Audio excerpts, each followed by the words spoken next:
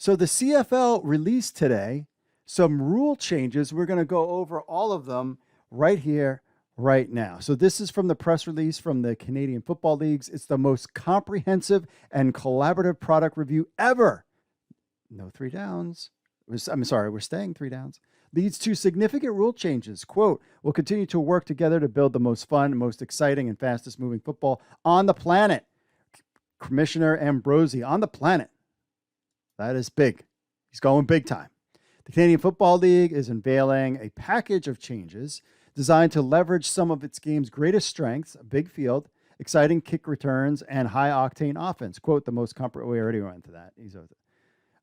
He basically says the most comprehensive and collaborative product review in the history brought us here. The next step in our mission to make our game the most fun, the most exciting, and the fastest moving football. That's from Randy Ambrosie. The process started with an extensive fan survey and included business and football leaders from each of the 9 CFL clubs, as well as representatives from the Canadian Football League Player Association. It produced a number of proposed changes, which were approved this week by the league's Board of Governors. Here are some of the major changes along with the rationale for each one. I like it.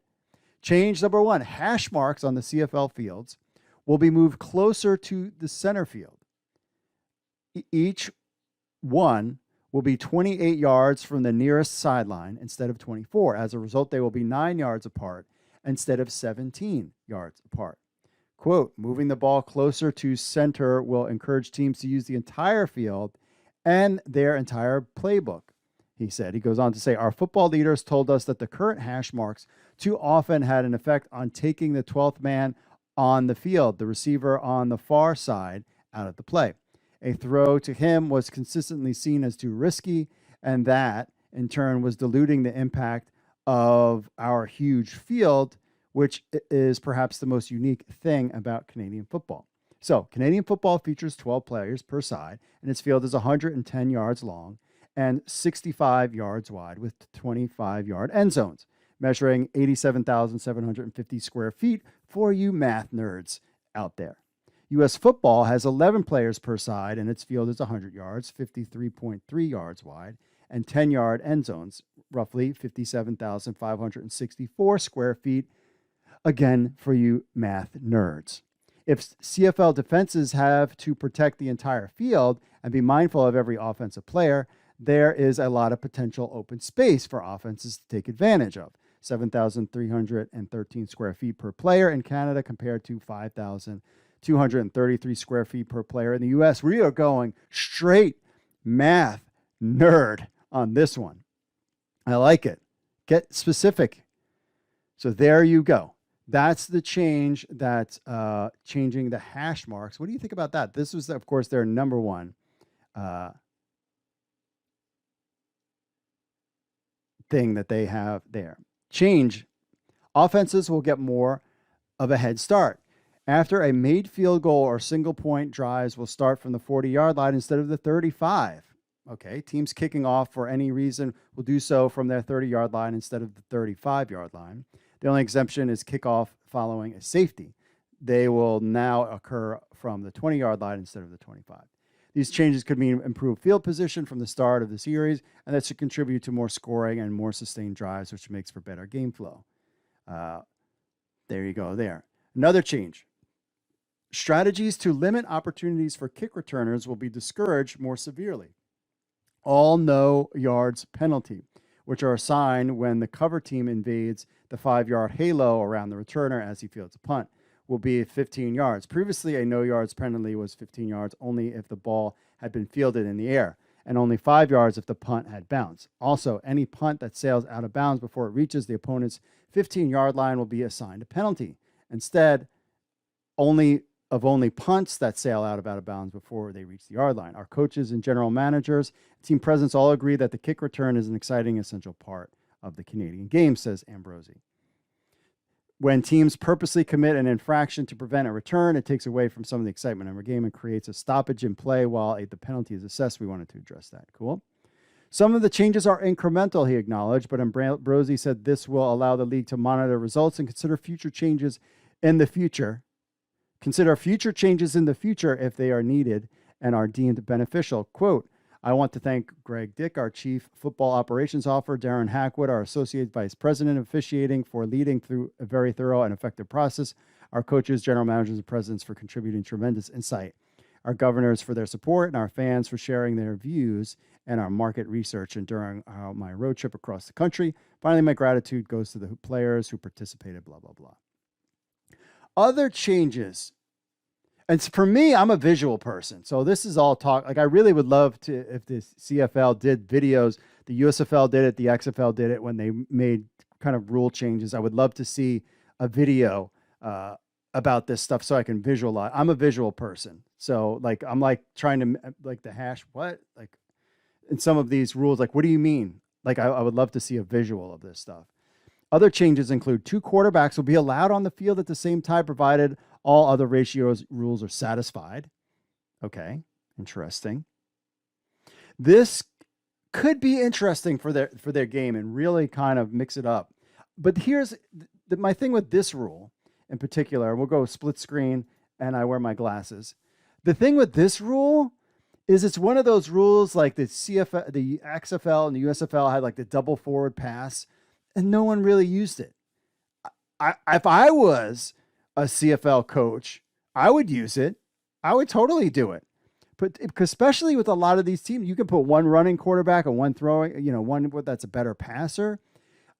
Use this rule. I would totally use this rule. Now, granted, you got a runner in there, he's not going to catch passes. That's a problem. I get that part. But, I just don't know if this rule will actually be ever used. It sounds cool, but I'm just not sure if it's going to be used. But I'm all for it. Change. A communication co-coordinator from the officiating department connected to the on-the-field officials via headset will be embedded on each team's bench. Interesting. This will allow information to be shared with coaches without requiring the referee to approach the sidelines, improving game flow. This will make it easier for coaches to alert the officiating crew that they are initiating a timeout or challenge. Good. Yes. Yes, my friends. Use technology to benefit your league. I had something, and I'm all, especially for baseball, you baseball nerds, I am all, especially what was the umpire that people were all sorts of bent out of shape. So I play fantasy baseball too. That everybody was getting all bent out of shape about. Oh God, I forget his name. Let me know in the chat. And he's terrible. Like, get computer, and when you're seeing the strike zone on the TV, like, just get the call right. I am all for using technology to replace referees, replace everything, because I just want the call right. And anybody who's like, well, it's the nuance of the game and blah, blah, blah, blah, blah.